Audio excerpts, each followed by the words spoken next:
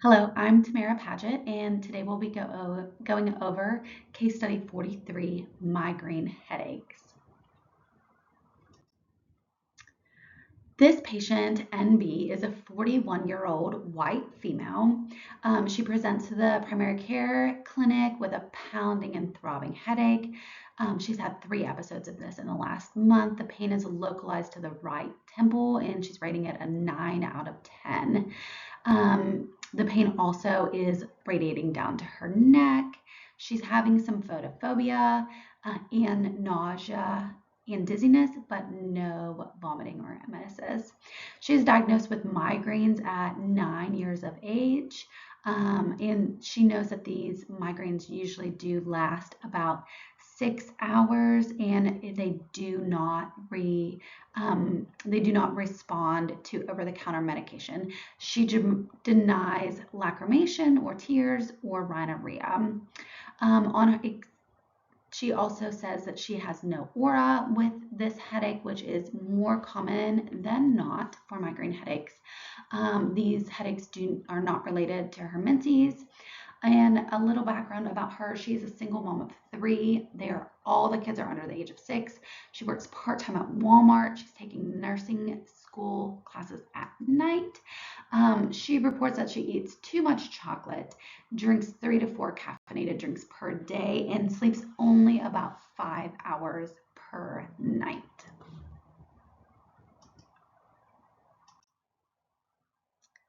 The description of migraines are caused by a combination of genetic and environmental factors, such as fatigue, oversleeping, missed meals, overexertion, weather changes, stress, or even the relaxation of stress.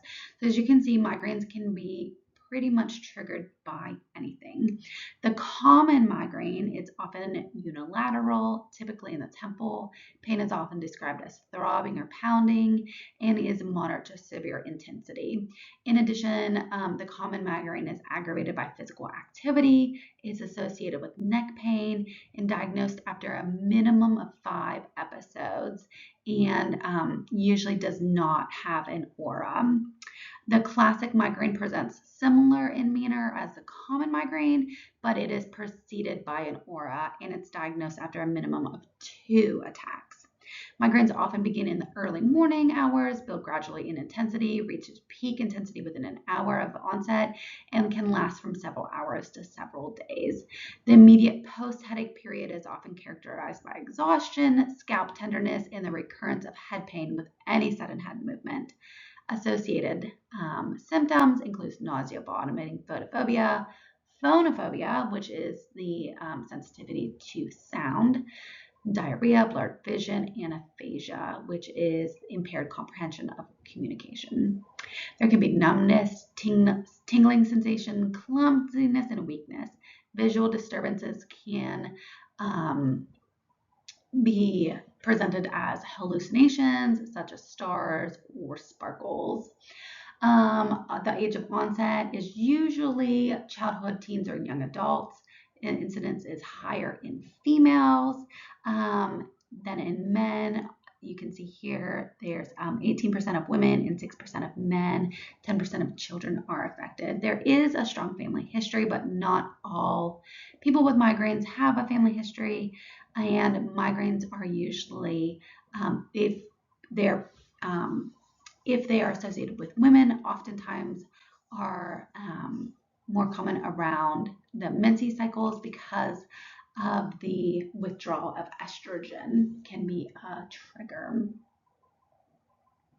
In the diagnoses criteria here, there has to be at least 2 of the following: unilateral location pulsing, moderate to severe pain, or aggravated by routine activities. And during the headache, at least 1 of the following: nausea or vomiting, or photophobia or phonophobia. And it cannot be accounted by another diagnosis. The pathophysiology is really not fully understood, and different researchers, different authors actually have their own contributing factors that they talk about. Rogers and Brushers state that there's an activation of the trigeminal vascular system, which changes the brain metabolism and blood flow, which results in a vasodilation, which can cause the pain. This vasodilation and changes in the brain metabolism cause more sensitivity to pain. So during this process, the pain might be more intensified, which makes it seem worse than it would have otherwise. There's also inflammatory mediators that are released, which then again cause swelling, cause more pain. Andrio and Edvision in 2019 have found that there are changes in the white matter during migraine headaches, and the changes actually can move like between headaches or between migraine attacks. MRIs have shown the white matter changes in one location during one migraine and then changes in a different location in a different migraine. So that's something that is being more studied. And then Kersham has said that the migraines are triggered and they cause neuroinflammation due to a noxious stimuli. So their proposed theory is that these people have a more higher sensitivity to noxious stimuli, which cause neuroinflammation, which causes the pain. And you can see here that there are the 4 phases of migraine headaches.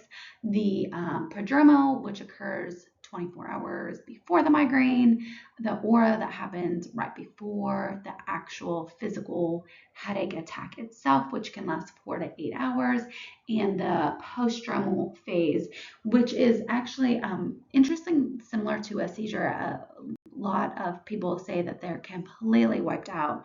They have no energy. They have this throbbing headache still, trouble focusing, neck stiffness. So it's interesting that it is similarities there. The subjective data in this case study is that NB has no known allergies. She denies the use of alcohol, tobacco, or drugs. She was, however, recently diagnosed with major depressive disorder, which she takes an MAOI for. And if you remember, she eats a lot of chocolate. So we might have to do a lot of education with this patient on that.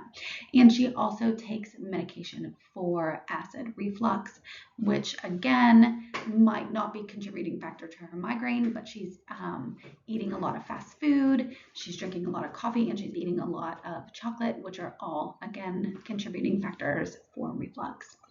Her mother and sister have migraine headaches, which goes to the possible genetic factor. She is overweight with a BMI of 26.6. Her vital signs are slightly stable. She does have a little bit more hypertension with lying than with sitting, which would go to the increased pain she feels when lying down because of the migraine headache.